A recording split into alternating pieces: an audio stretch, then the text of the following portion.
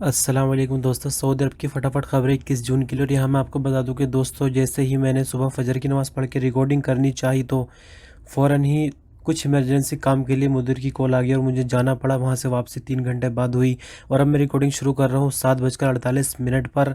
तो अब देखते हैं कितनी देर बाद आप तक वीडियो पहुँचेगी। और यहाँ मैं आपको बता दूँ कि ये जो स्क्रीन पर आपको एक इमेज दिख रही है मुस्कान का किचन, ये एक बहन है, ये इन्होंने मेरा चैनल नया सब्सक्राइब किया है। तो अगर आप चाहे तो आपका दिल अगर गवाही दे सिर्फ सपोर्ट करने की नियत से, मतलब इनके चैनल पे ऐसा कुछ नहीं है जो आपके काम आई है, खाना बनाना वगैरह वगैरह सिखा रही है। तो कई बार इनका कमेंट आ गया, अगर आप चाहे तो हमदर्दी की नियत से इनके चैनल सब्सक्राइब कर सकते हैं। बाकी तो आपके मतलब का कुछ है नहीं चैनल पे। चलिए शुरू करते हैं।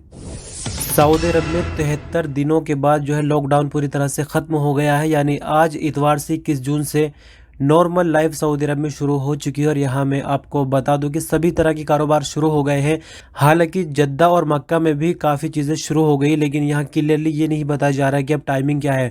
लगता है कि वहाँ पे पूरी तरह से लॉकडाउन हट गया है, क्योंकि कई न्यूज़ मैंने चेक की, किसी में भी टाइम दिखाई नहीं दे रहा है। तो आप अगर जद्दा या फिर मक्का से वीडियो देख रहे हैं तो अपना एक्सपीरियंस शेयर कर सकते हैं कमेंट के रूप में। और यहाँ मैं फिर से आपको बता दूँ कि उम्रा ज़ियारत बंद है पूरी तरह से। ट्रेवल पर पाबंदी इंटरनेशनल, ज़मीनी हो चाहे वो फिर समुद्री हो चाहे फिर वो हवाई हो। इसके साथ ही 50 लोग से ज़्यादा जमा नहीं हो सकते एक जगह। मतलब कोई प्रोग्राम करना हो, शादी वगैरह करनी हो तो 50 लोगों से ज़्यादा जमा नहीं हो सकते। और यहाँ मैं आपको ये भी बता दूँ कि जो एजुकेशनल सर्विसेज है, मतलब मदरसा वगैरह स्कूल वगैरह है, वो भी अभी बंद है। लेकिन उनके बारे में कोई ऐलान जैसे आता है आपको बताया जाएगा। बाकी सभी चीज़ें खुल गई हैं। और नाइयों के लिए भी आपको बता दूं कि नाइयों की दुकानें तो खुली गई, मैंने कल भी आपको बता दिया था। उसके लिए नियम जो है उसकी डिटेल आ गई, आपको अभी बताया जाएगा आगे किसी दूसरी न्यूज़ में इसी वीडियो के अंदर। तो अब आपको एक चीज़ और बता देते हैं कि हज के हवाले से खबर ये है कि हज के लिए जो है जायज़ा लिया जा रहा है बारीकी से। जो एक्सपर्ट है उनकी टीम काम कर रही है और अगर हिसाब बनता है तो हज का ऐलान किया जाएगा, वरना तो ज़्यादा उम्मीद ये है कि हज इस बार कैंसिल हो सकता है। तो अल्लाह ना करे कि ऐसा हो कि हज कैंसिल हो, लेकिन जैसे हालात होंगे वैसे ही चलना पड़ेगा सबको। तो अगली खबर की तरफ बढ़ते हैं।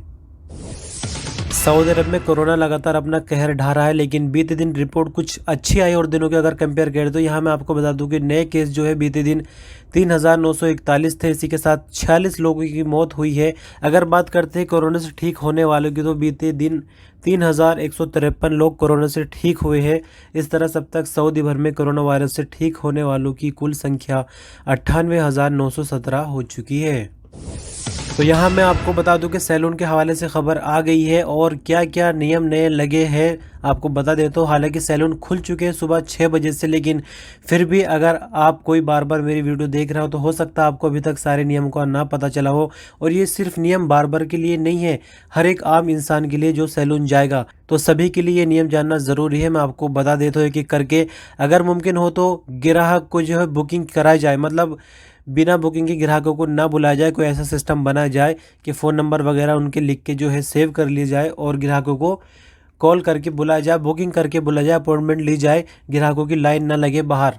दूसरी बात यह है कि दुकान के अंदर जितनी हद है, मतलब अगर 4 कुर्सी है तो 4 ग्राहक अंदर रहेंगे दुकान के, बाकी ग्राहक बाहर इंतज़ार करेंगे दुकान के। और सोशल डिस्टेंसिंग मेंटेन करनी ज़रूरी है, मिल मिल के खड़े नहीं होंगे।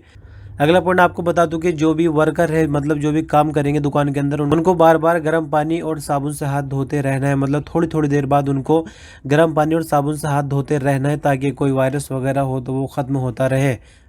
और यहाँ अगला पॉइंट और आपको बता दो, किसी भी तरह के कोई प्रमोशन नहीं चलेगा दुकान के अंदर, कोई डिस्काउंट कोई स्कीम नहीं चलेगी।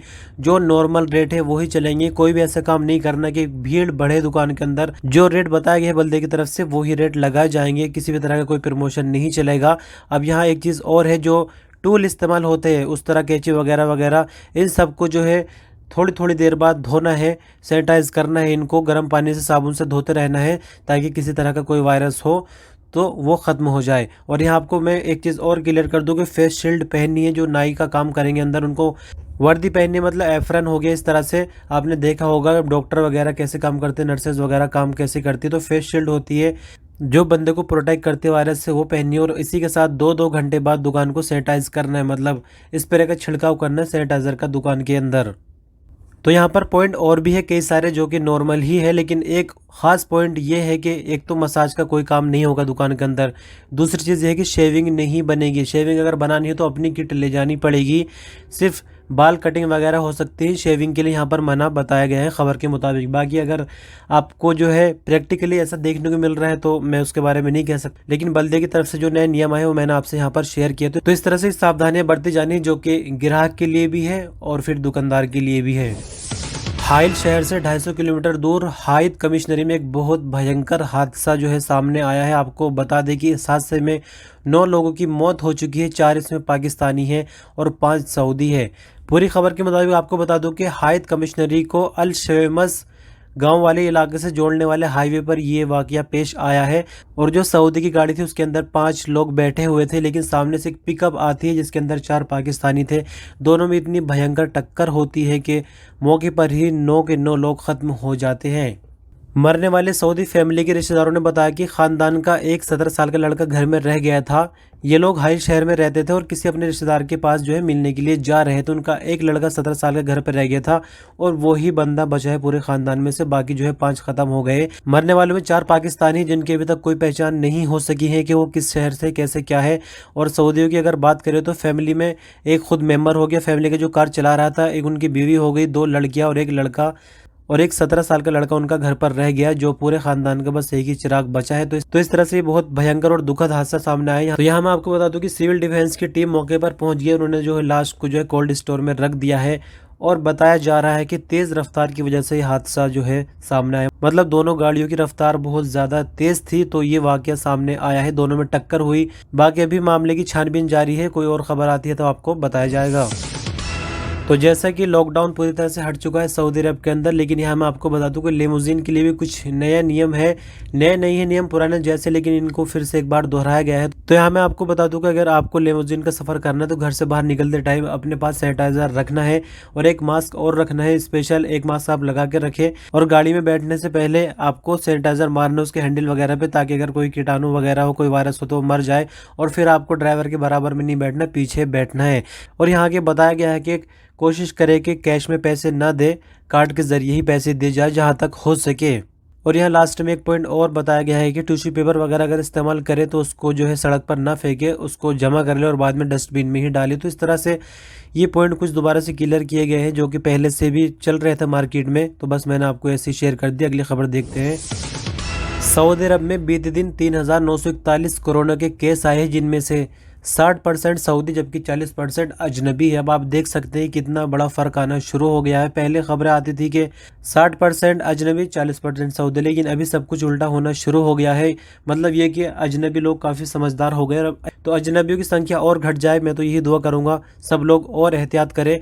और यहाँ मैं आपको बता दूं कि इनके अंदर भी अगर औरतों और मर्दों के हिसाब देखा जाए तो औरतें 34% जबकि 66% मर्द है, 5% बूढ़े आदमी है, 10% बच्चे और 85% जो है वो बालिग है। तो इस तरह से ये आंकड़े बताए गए हैं कल की रिपोर्ट के मुताबिक परसेंटेज के हिसाब से। और यहाँ मैं आपको एक चीज़ और बता दूं कि 24 घंटे के दौरान सऊदी भर में 24,708 टेस्ट हुए हैं, जबकि अब तक सऊदी भर में कोविड-19 के टेस्ट की अगर कुल संख्या देखी जाए तो 12,48,797 पहुँच चुकी है। मतलब सऊदी भर में शुरू से लेकर अब तक जब से कोरोना आया है 12,48,997 टेस्ट हो चुके हैं।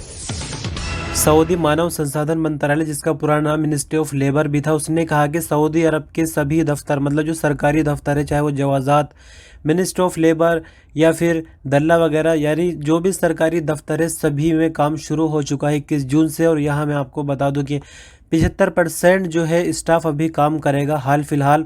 और इनके लिए 3 शिफ्टें बनाई गई है। पहली शिफ्ट का टाइम 7:30 बजे से है, दूसरी शिफ्ट का टाइम 8:30 बजे से है, जबकि तीसरी शिफ्ट का टाइम 9:30 बजे से है। मतलब 3 शिफ्ट में लोग आएंगे ताकि भीड़ इकट्ठी ना हो। दरवाजों पर जो फिंगर वगैरह होते हैं वहाँ पर भीड़ इकट्ठी ना हो, तो इसलिए 3 शिफ्टें बनाई गई और उसमें डिवाइड किया जाएगा जितने भी स्टाफ होंगे। फॉर एग्जाम्पल अगर कहीं 100 स्टाफ है तो 20-20 या 25-25 करके उनकी टीम बनाई जाएगी। तो इस तरह से सभी तरह के दफ्तर जो है खुल गए हैं। लेबर कोर्ट वगैरह जो भी है, मतलब जितने भी सरकारी दफ्तर है सभी में काम होना शुरू हो गया है। फिलहाल 75% स्टाफ काम कर रहा है, लेकिन आने वाले टाइम में इसको और बढ़ा दिया जाएगा। और इस वीडियो के आखिर में आपको बता दें कि रियाद शहर से एक गिरोह और गिरफ्तार किया गया जो गैरकानूनी तरीके से मोबाइल सिम जारी करते हैं उसको मार्केट में बेचते थे। अब इस खबर में खास क्या है, इस खबर में खास ये है कि इस गिरोह में बांग्लादेशी ही शामिल नहीं है, इंडिया के बंदे भी इसमें शामिल है और ये ऐसा पहली बार देखने में आ रहा है। साल 2018 से मैं इस लाइन से जुड़ा हुआ हूँ, खबरें बनाता हूँ, हालांकि कभी कभी ब्रेक लग जाता था बीच में, लेकिन अभी तक मैंने ऐसा नहीं सुना कि इंडिया के बंदे ऐसा घटिया काम करते हैं। इंडिया वालों की तो हमेशा तारीफ की जाती है कि ये कानून का बहुत ज़्यादा पालन करते, लेकिन पहली बार ऐसा देखने में आ रहा है और इसीलिए मैं इस खबर को यहाँ पर शामिल कर रहा हूँ कि इस गिरोह के अंदर इंडिया के बंदे भी बताए जा रहे हैं, लेकिन कितने बंदे हैं 10 में से ये नहीं कहा जा रहा है। और यहाँ मैं आपको बता दूँ कि इनके कब्जे से 16,558 mobile SIM, 4 fingerprint reader, laptop और कई तरह के मोबाइल बरामद किए गए हैं। और इन लोगों ने अपनी टीम को 2 ग्रुप में बांट रखा था। एक ग्रुप क्या करता था कि लोगों के फिंगरप्रिंट इकट्ठे करके और सिम जारी करता है, दूसरा ग्रुप मार्केट में जाकर सेल करता था।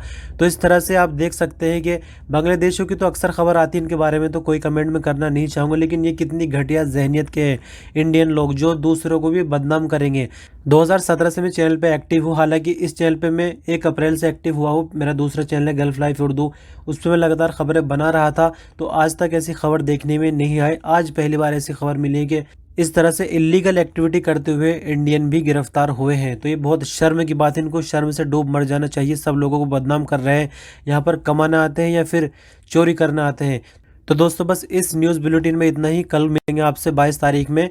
और डिले होने की वजह मैंने आपको बता दी वीडियो के, और ना भी बताता तो कोई बात नहीं थी, लेकिन क्योंकि आप लोग मुझसे अटैच हो बहुत अच्छे से दिल से और मैं भी आपसे जुड़ा हुआ, तो फिर ज़रूरी हो जाता है कि आपको सब चीज़ें बताई जाए। और जैसे कि मैंने आपको मुस्कान का किचन चैनल के बारे में बताया था, तो उस बहन का चैनल सब्सक्राइब कर सकते हैं सपोर्ट करने के लिए। बाकी आपकी मर्ज़ी है, उसमें कुछ आपको ऐसा नहीं मिलेगा कि जिससे आपको सीखे या कुछ ऐसा वैसा हो, लेकिन सिर्फ सपोर्ट के लिए थोड़ा सहारा मिलेगा तो अच्छा है। कोई भी बंदा नया काम करता है तो थोड़ा सा मुश्किल तो होती है यूट्यूब पे सर्वाइव करना। तो मैंने भी सब्सक्राइब कर दिया सिर्फ इसलिए कि उनका एक नंबर बढ़ जाए। बाकी मैंने उनकी कोई वीडियो नहीं देखी क्योंकि मेरे किसी काम की वीडियो है नहीं। तो अब मैं आपसे इजाज़त चाहता हूँ, अपना ख्याल रखिए, अल्लाह हाफिज़।